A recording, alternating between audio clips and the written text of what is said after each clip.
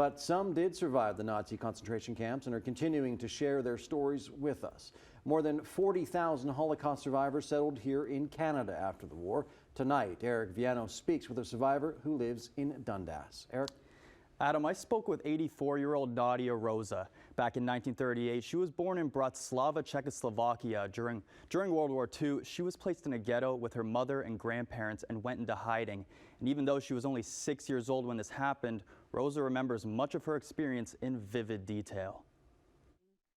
My grandmother was the one who arranged everything, and I think she arranged ahead of time the hiding places for us, for my uncle with the baby and his wife, and we were all in different places, and I was also alone in a different place.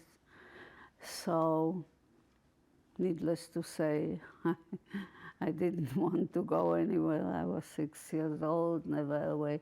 But Mom said, if you will be a good girl there, I will come on Christmas. And Rosa was reunited with her mother on Christmas, but then the nightmare began. The Nazis barged in and they were taken away. Taken to a small concentration camp, which was called Sered.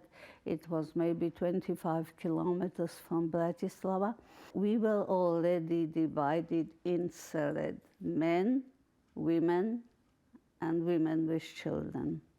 Women with children were supposed to go to Auschwitz, but it was already 17th of January, we arrived already in Terezin, so they couldn't go up anymore. So they brought us to Terezin, otherwise I wouldn't be here. And my grandma with my aunt went to Ravensbrück, and my grandpa with my uncle went to Sachsenhausen. Then on May 9th, 1945, Rosa and her mother were liberated. But they discovered that many of their relatives had died. My uncle came back. He was 33 at the time. But my grandparents didn't. And when we went on the street, I was looking at every older man, he was 54. There he goes, Mommy, don't you see? And she said, no, no, and I lifted my hand and ran after.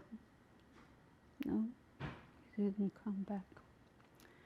He went straight to gas. So did my grandma. And for years, I didn't want to. I didn't want this. I wanted any death but this. And my mom too, she never spoke about it, and she was terribly traumatized by it. Nadia Rosa has been sharing her story for decades, speaking at schools and community organizations. I used to end with saying never again. I don't do that anymore. What do you mean never again? We are living it now. Look at Ukraine, you can look at Africa, look at there and there. Humans do not learn from history, and that is our problem. That is our problem. Nadia moved to Hamilton in 1968. She and other survivors formed a Holocaust Education Committee to help increase awareness in the city. In the decades since, Rosa has been instrumental in Holocaust education throughout Hamilton.